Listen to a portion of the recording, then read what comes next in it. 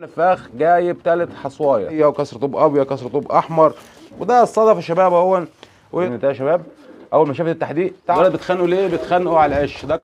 السلام عليكم ورحمة الله وبركاته، يا مساء الجمال على كل حبايبنا في كل مكان. الحمام ميت من الجوع، وفي مفاجآت النهارده حلوة جدا. ولكن تعالى بس نمس على اخواتنا وحبايبنا مشتركين القناة. طبعا دي الاسامي يا شباب اللي احنا بنكتبها في القائمة بتاعتنا. كتبنا فيه اسامي جديدة، طبعا الناس ما كانتش متابعة الحلقة الأخيرة. كتبنا طبعا الاسامي الجديدة دي يا جماعة الخير. اللي شايف اسمه ومش شايف المحافظة يقول لي انا من محافظة ايه عشان اكتب اسمه، ولا ما اشتركش في القناة انزل اشترك. هنكتب اسمك وهتنورنا ان شاء الله تعالى. عايزين نكتب 1000 اسم. يلا بينا بقى عشان هوريكم مفاجآت جوه كتير حصلت معانا النهارده. شايفين الحمام ميت من جوه. نبدأ بس بالكده سريعا بالجوز النفاخ ده. النفاخ ده النهارده عامل لي مفاجأة. يعني انا ما بشوفش حمام بيحص 3 حصوات الا من النوادر. ولكن المفاجأة انا مش عارف هي حلوة ولا مفاجأة وحش. الحصوايه بتاعت النهارده دي حصوايه بروشت. هو كان جايب حصويتين سلام، يعني هو جايب حصويتين سلام وانا محضن الحصويتين بتوعه تحت جوز اللي هو الكريزلي. اوريه لكم برضه عشان الناس تستوعب الموضوع بشكل جيد. محضن الحصويتين بتوعه تحت جوز الكريزلي، كنا محضرينهم هنا الحصويتين بتوعه تحت. طبعا عمار اللي محضن البيض اهوت. وجابت النهارده بيضه بروشت. الحصوايه ديت مش بتاعتهم. الحصوايه ديت انا بريحهم، وكنت حاطط لهم حصوايه الحمام البهلوان. انا كنت حاطط حصوايه الحمام البهلوان لان الحمام البهلوان حصوه هيطلع فاضي لان الذكر رجله كانت مكسوره. ولكن المفاجاه بقى الصراحه البيضه الثالثه ديت النهارده انا كنت حاطط لها الحصوايه دي عادي وخلاص مفيش مشكله. ولكن لقيت البيضه الثالثه دي النهارده بيضه بروشت. طيب هنعالج البيضه البروشت دي ازاي؟ علاجها سهل جدا وبسيط جدا، مش هنأزم عليك الامور. شويه تحديق عادي جدا اهون، واوريك الحمام بياكل في التحديق ده ازاي.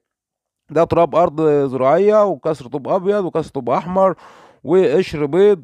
وده صدف، ده صدف بحر، ده صدف بحر. بحط عليه ملح بقى، ملح طعام. طوبه بيضه بتكسرها. هو ده التحديق. عاملين فيديوهات عنه، ممكن اعمل لكم فيديو عنه بالتفصيل. اكتبوا لي في التعليقات لو انتوا عايزين فيديو عن التحديق. هحط طبعا التحديق اهو. انا هتشوف بقى الحمام هياكل فيه ازاي. شايفين النتايه؟ النتايه اول ما حطيت التحديق انتبهت ليه ازاي، لان هي محتاجه التحديق اكتر من الذكر. انت اول ما بتحصي لازم تحط لها تحديق او تديها كالسيوم. شايفين هي قامت مع الحصى، لا عبرت بقى حصى ولا عبرت ان انا واقف ولا حاجه خالص، لان هي محتاجه الكالسيوم ده. شايفين بتاكل فيه ازاي؟ يعني بتاكل في جاتوه، يعني فاكهه بالنسبه لها التحديق ده. وطبعا عشان ما اشوفش حصوه دي تاني انا بحط التحديد ده عشان ما اشوفش حصوه تاني. ولكن هعمل معاها حاجه تانية كمان. يعني انا هديها ديكال، هديها كل يوم سنت ديكال لمدة 3 أيام. كل يوم هديها سنت ديكال لمدة 3 أيام. مفيش حمام بيحصل 3 حصوات إلا من نوادر، يعني نوادر. فديت حصلت 3 حصوات، ولكن الحصوات التالتة طلعت بروشت، فهي استهلكت كالسيوم كتير من جسمها. فلازم أعوضها إن أنا أديها تحديد.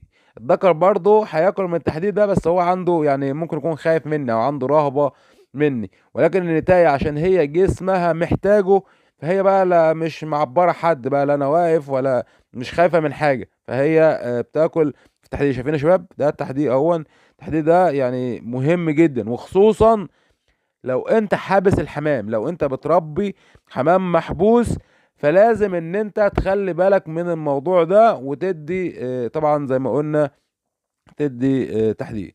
البيضة ده كأننا مش شايفينها خالص. تعالوا بقى نشوف البهلوان سريعا كده. طبعا البهلوان انا هعطيله برضو حصوايه واحده عشان هو ان هو يحض الذكر ده. طبعا رجليه مكسوره الناس اللي متابعانا، فالبيض بتاعه هيبقى رايق المره دي. يعني انا حاطط له 1% ان بيضه هيبقى معمر، ولكن بنسبه كبيره ان هو البيض بتاعه هيبقى رايق.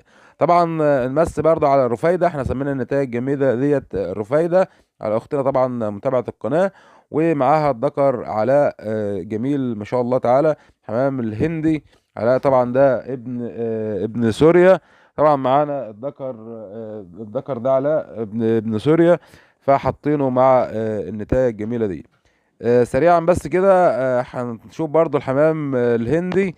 طبعا ده الحمام الهندي يا جماعه الخير اهوت. الذكر الرصاصي دول طبعا جايب زغاليل مختلفة، يعني جايب زغاليل سمرة. يعني هو اصلا الذكر ده بيجيب الوان، يعني ممكن يجيب كذا لون في وقت واحد تمام كده. ولكن هو جايب بيجيب صفرة، بيجيب حمرة، بيجيب بيضة، بيجيب كذا لون.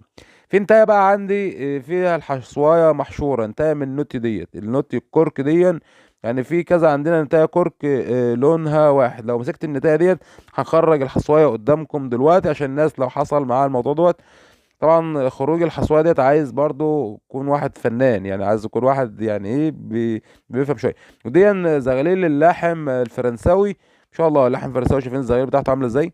يعني زغاليل ما شاء الله، يعني حجمها حلو. زغاليل يعني كمان اسبوعين ثلاثه تلاقي الزغاليل ديت حجم تاني، يعني هتلاقيها شكل تاني خالص وحجم تاني خالص. دي زغاليل الحمام اللحم الفرنساوي عفوا.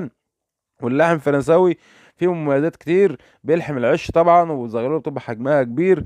تعال شوف الدكرين بقى، الجماعه الرجاله اللي بيتخانقوا مع بعض دول، ده ذكر لاحم وده ذكر بلدي. تخيلوا بقى مين اللي هيكسب، ذكر لاحم وذكر بلدي. الذكر اللاحم ده الشيخ مصطفى، حبيبي طبعا الشيخ مصطفى، بيتخانق مع ذكر بلدي. مين اللي هيكسب؟ تخيلوا كده. اللي هيكسب انا بنسبة 90% اللحم. ليه؟ لان اللحم حمامة شرسة. شفت البلدي بيعمل فيه ايه؟ الحمام جامد، البلدي جامد برضه. ولكن اللحم في النهاية هو اللي هيكسب. يعني اكتبوا لنا في التعليقات كده، شوفوا مين اللي هيكسب في الدكارين دولت. انا بنسبة 90% اللحم اللي هيكسب. ليه؟ لان اللحم اصلا طبيعته ان هو حمامة شرسة. اللحم طبيعته حمامة شرسة. بمناسبة الذكر اللحم احنا متجوزين ان ده كركان ديت بيجيب زغاليل بقى حكاية. يعني اللاحم مع الكركندي او مع البلدي او مع اي نوع تاني بيجيب زغاليل حكايه. يعني بيجيب زغاليل فعلا تقدر تربيها وتاخد منها زغاليل حلوه. يعني الزغاليل اللي هم هيجيبوها تربيها وتاخد منها زغاليل كبيره. ليه؟ لان السلاله اصلا الحجم كبير فبتاخد منهم زغاليل. شايفين اللحم هو اللي كسب الخناقه دي. هم طبعا بيتخانقوا على العش، فعشان كده بقول لك لازم تعمل عشوش كتير وعيون كتير، تحط تملى المكان عندك عيون، يكون عندك عيون في كل مكان. ده بقى حمام البلدي. شايفين الحلاوه ما شاء الله. حمام بقى لحم العش في العش اهوت. بالمناسبه الذكر ده كان هجيم برضو، انا مهجنه. كان حمام هزاز مع حمام استرالي. الذكر ده كان هزاز مع استرالي. بيجيب زغاليل برضو تحف، بيجيب زغاليل حجمها كبيره، تقدر ان انت تسوقها، تقدر تذبحها عندك في المكان. حمام بقى اللي بعشش في الارض اهو. في حمام كتير تلاقيه كده بيعمل عش في الارض وبيبدأ ان هو يعشش في العشوش في العيون الارض. عشان كده انا بعمل عيون ارض عشان ما الاقيش بيضة على الارض.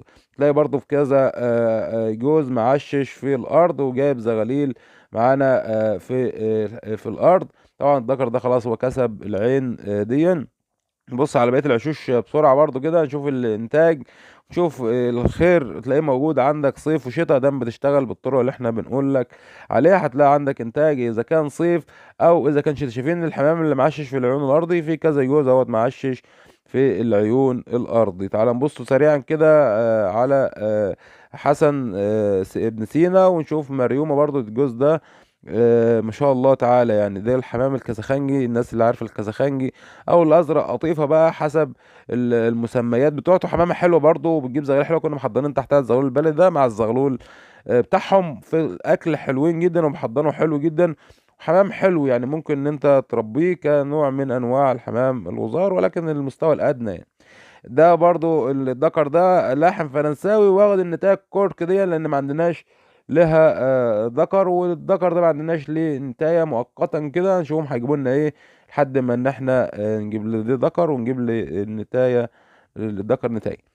ده نرجع بقى زغاريل اللحم الفرنساوي مكانها تاني. شايفين الشراسه بتاعت اللحم، شايفين الشراسه، حمامه شرسه. اتمنى يا شباب يكون الفيديو عجبكم وتكونوا استفدتوا من الفيديو. لو وصلت معايا في الفيديو حضرتك تقول لي الابطال، وابصر معاك لنهايه الفيديو. اشوفوا الشكر على خير، استودعكم الله، السلام عليكم ورحمه الله وبركاته.